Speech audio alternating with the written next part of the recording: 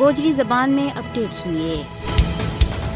آج کشمیری بطل حریت شہید محمد افضل گورو کو یوم شہادت خونی لکیر کے آر پار اس عزم کی تجدید کے نال منائے جا رہے ہے کہ شہیداں کا نسب العین نہ بہر صورت پائے تکمیل توڑی پچاہے جائے گو۔ آج اگرچہ بطل حریت محمد افضل گورو نہ شہید ہوا 10 سال گزر گیا، لیکن وہ اجاویں کشمیری ملت کا دل و دماغ میں زندہ و تابند ہے، کیوں جے ان کو مشن زندہ ہے جس واسطے انہوں نے پھانسی کو پھندو قبول کیو، لیکن باطل بھارت کے سامنے سر تسلیم خم نہیں کیو۔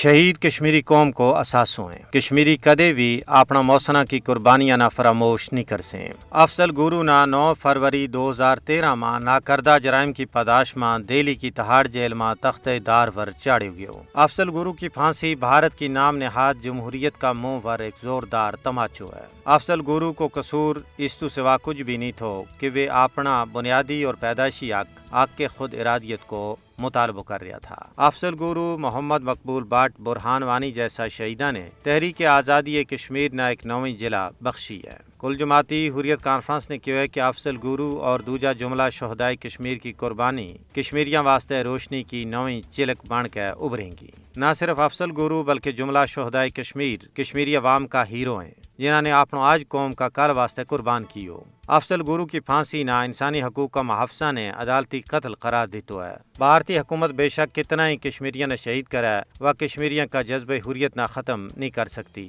شہادت پیش کرنی بھارتی فوجی قبضہ کے خلاف کشمیریوں کی مقدس تحریک کو لازمی حصہ ہے۔ بھارتی حکمرانہ نہ دیوار پر لکھی ہوئی تحریر نہ پڑھ لینا چاہیے کہ آزادی کشمیری عوام کو مقدر ہے۔